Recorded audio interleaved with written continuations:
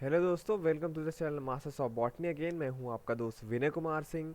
और आज के इस वीडियो में हम बात करेंगे कोरोला के बारे में, कोरोला के टाइप्स के बारे में और उसके एस्टिवेशन के बारे में। ओके, ध्यान रखिए एस्टिवेशन जो होता है आप कैलिस के लिए भी पढ़ते हैं, क्योंकि एस्टिवेशन का मतलब केवल अरेंजमेंट होता है। तो कैलिक्स जब मैंने पढ़ाया था तो उसमें मैंने आपको अरेंजमेंट नहीं बताया था, मतलब एस्टिवेशन मैंने आपको नहीं बताया था। तो आज मैं आपको जो कोरोला के लिए एस्टिवेशन पढ़ाऊंगा वही सेम चीज़ अप्लाई होती है कैलिक्स के लिए भी। तो चलते हैं वीडियो में। सबसे पहले हम बात करेंगे कोरोला टाइप्स के बारे में। कोरोला जो होता है आपको पता है, अगर आपको दिखाना हो फ्लावर में तो आप आराम से दिखा सकते हैं, क्योंकि जो कलरफुल पार्ट होता है, मैंने आपको बताया था फ्लावर में ग्रीन पार्ट होता है कैलिक्स जो मोस्टली ग्रीन होता है, फिर कलरफुल पार्ट होता है कोरोला, फिर मेल रिप्रोडक्टिव ऑर्गन और फीमेल रिप्रोडक्टिव ऑर्गन होता है। कोरोला जो होता है वो इंसेक्ट्स को, बर्ड्स को, एनिमल्स को अट्रैक्ट करने के लिए बना होता है, इसीलिए ये बहुत ही कलरफुल होता है। ठीक है, तो कोरोला का टाइप जो होता है, कोरोला का शेप के बेसिस पे कई टाइप में बांटा हुआ है। जैसे पहला कैंपेनुलेट कोरोला की हम बात करते हैं। कैंपेनुलेट का मतलब होता है, या ये जो पिक्चर है यहाँ पे, ये कैंपेनुलेट है, मींस बेल शेप। बेल आपको पता है, घंटी जिसे हिंदी में बोला जाता है। बेल का जो शेप होता है, जब वैसे आपका कोरोला दिखे तब इसको कैंपेनुलेट कोरोला बोला जाता है। एक्चुअली यहाँ पे होता क्या है, बेल शेप में बेसल जो पोर्शन होता है ये कोरोला का, वो राउंडेड फ्लेयरिंग ट्यूब होता है, about as broad as long and flaring lobes. अब देखिए ये घंटीनुमा होता है, मतलब ये ऐसे राउंडेड स्ट्रक्चर रहेगा, फिर फ्लेयरिंग ट्यूब रहेगा, मतलब बाहर की तरफ जाएगा तो ये आउटर साइड की तरफ थोड़ा सा मुड़ जाएगा, मतलब जैसे आपको पता है बेल का जो शेप होता है। और ये आपको मिलेगा कैम्पैनुला जो जीनस होता है, या कैम्पैनुलेसी फैमिली का है ये कैम्पैनुला प्लांट। तो मोस्टली कैम्पैनुलेसी फैमिली में आपको जो भी कोरोला का शेप मिलेगा वो कैम्पैनुलेट ही होता है in the most of the cases. Okay, next चलते हैं। नेक्स्ट कोरोला का टाइप है इन फंडिबुली फॉर्म। इन फंडिबुली फॉर्म का लिटरल मीनिंग होता है फनल। ठीक, फनल शेप्ड जब होता है आपका कोरोला उसे हम इनफंडिबुली फॉर्म कहते हैं। ये आपको देखने को मिलेगा धतूरा का। धतूरा का जो फ्लावर आपने देखा होगा तो वो जैसा होता है, उसे हम क्या बोलते हैं, इनफंडिबुली फॉर्म। ये देखिए, ये फनल शेप कीप आपने देखा होगा, कीप जिसे बोलते हैं हिंदी में। ठीक, तो उसी टाइप का होता है फनल। ठीक, ये धतूरा सोलनेसी फैमिली का है। तो ये इनफंडिबुलर फॉर्म हुआ कोरोला टाइप फनल शेप, ये भी आपको याद रखिएगा इस पिक्चर से। थर्ड आते हैं बाइलैबिएट शेप। बाइलैबिएट शेप कोई स्पेशलाइज्ड शेप नहीं है, ये एक्चुअली जब दो लिप में बटा होता है आपका कोरोला तो उसे बाइलिप्ड कोरोला हम बोलते हैं। टू लिप्ड मतलब with to, generally upper and lower segment. Upper segment होगा, लोअर सेगमेंट होगा। जैसे कि आपको ये बहुत सारी जो प्लांट होंगे लैमिएसी फैमिली के, वहाँ पे आपको देखने को मिलेगा।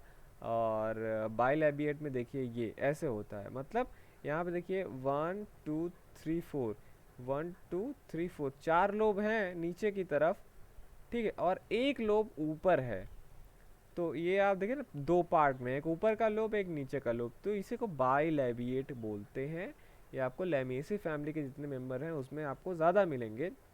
वहाँ के जो फ्लावर होते हैं वो बाइलैबिएट होते हैं मोस्टली।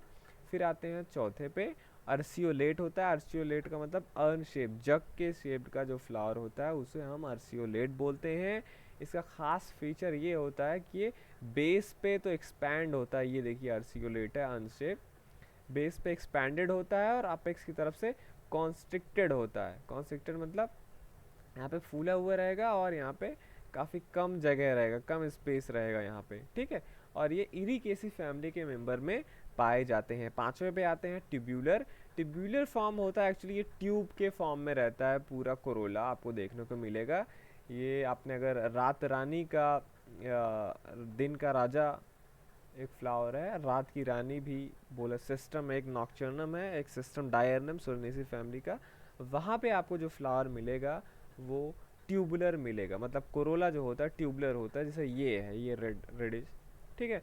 6 पे आते हैं पर्सोनेट। पर्सोनेट कोरोला हम कब बोलेंगे? पर्सोनेट कोरोला भी टू लिप्ड होता है, लेकिन यहाँ पे खास बात क्या है, अपर जो होता है लोब ये अर्क्स रहता है, मतलब ऐसे ऐसे मुड़ा हुआ रहेगा ऊपर की तरफ, और लोअर जो होगा वो नीचे की तरफ लटका रहता है। लेकिन खास बात यहाँ पे क्या है, लोअर कोरोला जो है ये ऊपर की तरफ, ये इसका बीच का हिस्सा थ्रोट पे, ये लोअर का हिस्सा ऊपर थोड़ा सा उठा हुआ रहता है, और ऐसा लगेगा आपका कि उसका फ्लावर का मुंह बंद है। ठीक। ये आपको जिस जीनस में मिलेगा एंटी राइनम में, जो स्क्रोफुलारिएसी फैमिली का मेंबर है। ठीक। पर्सोनेट, ये है पर्सोनेट, और एक्चुअली में पर्सोनेट ये जैसे ये पिक्चर अगर आप देखिए यहाँ पे, तो ये मान लीजिए ऊपर का लोब हो गया बाइलैबिएट है, ऊपर का लोब। ओके। ठीक। और ये नीचे का लोब, तो जो नीचे का लोब होता है वो जैसे आएगा ना थ्रोट पे, ये थोड़ा सा उठा हुआ रहता है ताकि इसका मुंह बंद हो जाता है, तो इसको पर्सोनेट हम बोलते हैं। ठीक है। तो पर्सोनेट हो गया आपका। 7 पे चलते हैं रोटेट। रोटेट कब करेंगे, कब बोलेंगे? जब ट्यूब जो होता है वो बहुत शॉर्ट रहेगा, कोरोला जैसे निकलता है। कोरोला का क्या पार्ट होता है? एक तो यहाँ पे अगर आप देखिए तो ये पूरा रेडिश रेडिश कोरोला है, ये जो है ये ट्यूब है, और ये लोब हुए। ठीक है। तो वही कह रहा है, रोटेट में क्या होता है, ट्यूब बहुत शॉर्ट होता है, लेकिन यहाँ पे ये रोटेट वाला है, लेकिन यहाँ पे ट्यूब बहुत शॉर्ट होता है और लोब्स बहुत लार्ज होते हैं, स्प्रेडिंग आउट रहते हैं, right angle to the tube, like spokes of a wheel. जैसे आपने तीलियाँ देखी होंगी किसी साइकिल में, वैसे ये रहता है। ठीक। ये देखिए, ये रोटेट है या व्हील शेप्ड। ठीक। सोलेनम में आपको मिलेगा, सोलेनेसी फैमिली में। और 8वें पे आते हैं सैल्वर शेप्ड, या जिसे हाइपोक्रेटेरी फॉर्म भी बोलते हैं। ठीक। साल्वर फॉर्म या हाइपोक्रेटेरी फॉर्म या साल्वर शेप्ड, ये कैथरेंथस रोजियस में इसे बोलते हैं, जब ट्यूब जो है काफ़ी लंबा हो, उसके बाद लोब्स जो है ऐसे हों। ठीक है। इसे साल्वर शेप बोलते हैं, कैथरेंथस में पाया जाता है, जो आपका पोसाइनेसी का मेंबर है। ये देखिए कैम्पैनुला का भी है फ्लावर, यहाँ पे आप देखेंगे कैम्पैनुलेट, यहाँ पे आपको कोरोला दिखेगा। अब ये हो गया आपका कोरोला का 8 टाइप हो गया। अब कोरोला का टाइप में जो बताऊंगा वो फैमिली स्पेसिफिक होता है कोरोला का शेप। ठीक है। जैसे क्रूसीफॉर्म कोरोला, ये आपको पहले इसका कैरेक्टर जान लेते हैं। 4 फ्री पेटल्स होते हैं यहाँ पे, मतलब फ्यूज नहीं होंगे, arrange in the form of cross, ये क्रॉस के फॉर्म में अरेंज रहते हैं, सब ब्रेसिकेसी फैमिली में आपको मिलेगा, इसीलिए इसका नाम क्रूसीफेरी भी पड़ा है। ब्रेसिकेसी फैमिली को हम क्रूसीफेरी फैमिली भी बोलते हैं। यहाँ पे क्रॉस के फॉर्म में देखेंगे आप, ब्रेसिकेसी में 4 पेटल पाए जाते हैं, ये ऐसे ऐसे। और आप देखिए ये जो एक्स मैंने ऊपर लिखा है, ठीक, इसी क्रॉस के जैसा है ना इसका अरेंजमेंट, इसीलिए इसको क्रूसीफॉर्म बोलते हैं। ठीक। ये देखिए सरसों के पौधे का फ्लावर।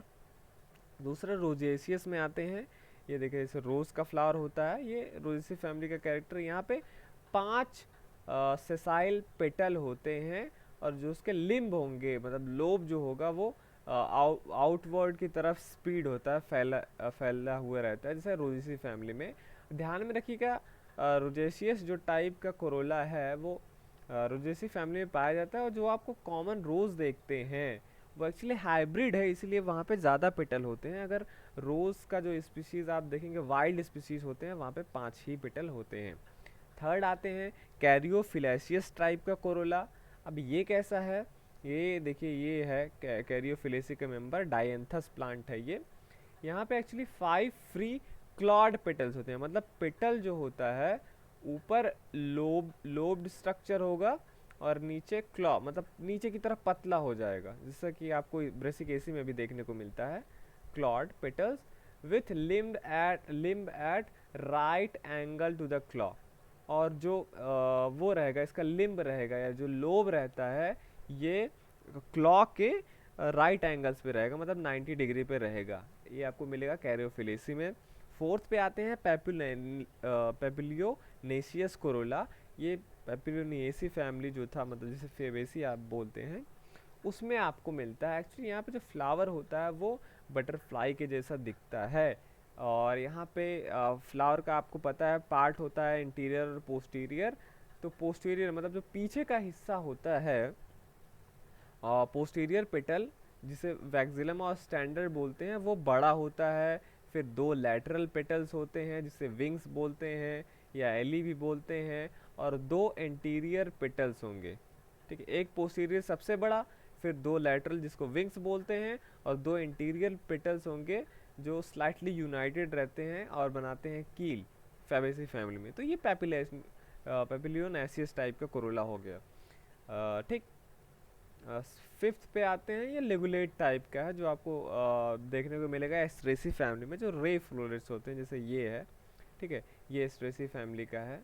ठीक, यहाँ पे देखिए रे फ्लोरेट्स, यहाँ पे कुछ लोब्स होंगे वो बहुत ज़्यादा बड़े हो जाते हैं और बाकी लोब छोटे रहेंगे। एस्ट्रेसी फैमिली के जो फ्लोरेट्स होते हैं, रे फ्लोरेट्स, ठीक, उसे ही हम लेगुलेट बोलते हैं। तो ये था आपका ब्रेसिकेसी का ब्रेसिका, ये आपका रोज़ा, ये आपका डायंथस, ये है आपका फैबेसी का ट्राइफोलियम का है, या पैपिलियो नेशियस कोरोला आपको इसमें देखने को मिलेगा, और ये स्ट्रेसी का, इसमें ये जो है सारा लंबा लंबा निकला हुआ है, ये रे फ्लोरेट्स हैं या लेगुलेट हैं। ठीक, अब आते हैं एस्टिवेशन पे। एस्टिवेशन होता है, सबसे पहले ये देखिए, एस्टिवेशन हमेशा बताइएगा कि अरेंजमेंट ऑफ सेपल और पेटल्स इन फ्लावर बड। बड कंडीशन में ही हम एस्टिवेशन बताते हैं, ना कि जब फ्लावर खुल जाता है तब। तो अगर आपको फ्लावर का कोरोला का एस्टिवेशन या कैलिक्स का एस्टिवेशन देखना है, तब आपको फ्लावर बड में ही देखना चाहिए। और इसके भी कई सारे टाइप हैं। पहला इसे वॉल्वेट। वॉल्वेट टाइप का जब एस्टिवेशन होता है तो पेटल्स जो होते हैं उनके एजेस, किनारे जो होते हैं, वो ओवरलैप नहीं करते हैं एक दूसरे से, जैसे सोलैनम में आपको देखने को मिलेगा। यहाँ पे ये देखिए, ये जो कोरोला है, ठीक, यहाँ पे एजेस एक दूसरे से ओवरलैप नहीं कर रहे हैं। ये अगर आप इसका जो फ्लोरल फार्मूला बनाते हैं, तो यहाँ पे आपको देखिए ये इनके किनारे एक दूसरे से ओवरलैप नहीं कर रहे हैं, ये वॉल्वेट एस्टिवेशन है। बी पे चलते हैं, अगर ट्विस्टेड पे आते हैं, या जिसे कॉन्टोर्टेड भी बोलते हैं, तो यहाँ पे जो होता है पेटल के एजेस वो ओवरलैप करते रहते हैं एक दूसरे से, वो भी रेगुलर पैटर्न में, with mar one margin of each petal overlapping and other being overlapped. जैसे हिबिस्कस में आपको देखने को, मतलब यहाँ पे ये है, ये मान लीजिए आपका ट्विस्टेड वाला है, तो यहाँ पे मान लीजिए ये देखिए कोरोला का एक लोब है, तो यहाँ पे एक जो लोब का किनारा है वो दूसरे लोब को ढकेगा, और इसका दूसरा इधर वाला किनारा उसके बगल वाले लोब से ढका रहेगा। तो ऐसे आप देखेंगे सारे में है। ठीक है, ये लोब पे आप ध्यान दीजिए, तो इसका ये वाला हिस्सा इससे ढका हुआ है और इसने दूसरे को ढका हुआ है। ये वाले लोब का पिछला हिस्सा इससे ढका हुआ है और इसने दूसरे को ढका हुआ है। तो इसी का मतलब है ईच पेटर ओवरलैपिंग, मतलब एक को ओवरलैप कर रहा है, और अदर बीइंग ओवरलैप्ड, और एक हिस्सा ओवरलैप्ड है दूसरे वाले से। तो इसी कंडीशन को हम ट्विस्टेड कंडीशन बोलते हैं, जो कि आपको मिलता है हिबिस्कस में। सी पे आते हैं, ये इम्ब्रिकेट टाइप का है, मतलब जहाँ अगर इरेगुलर ओवरलैपिंग हुई, जैसे यहाँ पे क्या हुआ, रेगुलर पैटर्न पे ओवरलैपिंग, या वो खुद ओवरलैप हो रहा है, लेकिन इसमें क्या होता है इम्ब्रिकेट में, जो ओवरलैपिंग होगा वो इरेगुलर होगा। मतलब अगर आप सी पे ध्यान देंगे, ये देखिए इसका दोनों हिस्सा अंदर है, इसका एक हिस्सा बाहर है एक अंदर है, इसका एक हिस्सा बाहर है एक अंदर है, इसका दोनों बाहर है, तो इसे ही इरेगुलर ओवरलैपिंग कहते हैं। जब ऐसा टाइप का आपको एस्टिवेशन मिलेगा तो इम्ब्रिकेट होता है। अब इम्ब्रिकेट में भी एक होता है क्विंक्विंशियल। क्विंक्विंशियल एक टाइप है, it is a type of imbricate aestivation. समझ लीजिए ये इम्ब्रिकेट, ये देखिए, ये अगर डी वाला आप पिक्चर देखेंगे, ये क्या है, इम्ब्रिकेट ही है। यहाँ पे भी आपको इरेगुलर ओवरलैपिंग दिख रही है, इसीलिए इसको इम्ब्रिकेट बोलेंगे। लेकिन ये इम्ब्रिकेट में भी क्विंक्विंशियल इम्ब्रिकेट है। ठीक है, कभी कभी इसको अलग से लिखा जाता है। क्विंक्विंशियल का मतलब है जब एक लोब या दो लोब जो है, ये देखिए पहले इसका डेफिनेशन पढ़ लेते हैं, in which two petals are with both margins outer, two with both margins inner, and one with one outer and one inner margin. देखिए अगर 5 पेटल हैं फ्लावर में, आपको एक लोब ऐसा मिलेगा जिसके दोनों एजेस बाहर की तरफ रहेंगे, नहीं, दो दो ऐसे मिलेंगे। ये देखिए इसका और इसका, इसके दोनों के एजेस जो हैं बाहर की तरफ हैं। और दो पेटल के लोब जो हैं ऐसे हैं जिनके दोनों एजेस अंदर हैं। देखिए ये वाला इसके अंदर है, ये वाला इसके अंदर है, इसके भी जो दोनों लोब्स है वो अंदर है, और एक जो रहेगा इसका एक अंदर रहेगा। ठीक है, मतलब वो ओवरलैप्ड है और ये दूसरे लोब को भी ओवरलैप कर रहा है, तो ये डी है। तो कोई भी आपसे पूछे तो आप बोलेंगे इम्ब्रिकेट ही है, लेकिन ये क्विंक्विंशियल इम्ब्रिकेट है, ठीक है। तो वेक्सिलरी पे आते हैं। वेक्सिलरी जो टाइप का कोरोला एस्टिवेशन है ये आपको मिलता है फेबेसी फैमिली में। ये देखिए पेपुलेनेशियस कोरोला फेबेसी। यहाँ पे क्या होगा, मैंने आपको बोला, अगर आपने यहाँ पे ध्यान दिया होगा, ये जो मैंने आपको बताया था कोरोला टाइप का कि पेपुलेनेसी में इनके जो पेटल होते हैं वो बटरफ्लाई से रिजेंबल करते हैं, और यहाँ पे पोस्टीरियर एक लार्ज पेटल होता है जिसे वेक्सिलम बोला जाता है या स्टैंडर्ड। दो लैटरल पेटल होते हैं जिसे विंग बोला जाता है, और दो इंटीरियर पेटल होते हैं जिन्हें कील बोला जाता है। अब आप यही देखिए वेक्सिलम, यहाँ पे आप देखेंगे यही है वेक्सिलम। ये देखिए यहाँ पे फ्लावर पे ध्यान दीजिए, ये सबसे पोस्टीरियर। देखिए फ्लावर आप जब देखते हैं जो आपका आगे का हिस्सा होता है मदर एक्सिस से लगा हुआ, मतलब फ्लावर पे कैसे ग्रो, मदर एक्सिस यहाँ पे होगी, तो जो पोस्टीरियर होता है मतलब सबसे पीछे का वो सबसे बड़ा रहेगा, इसे स्टैंडर्ड बोलते हैं।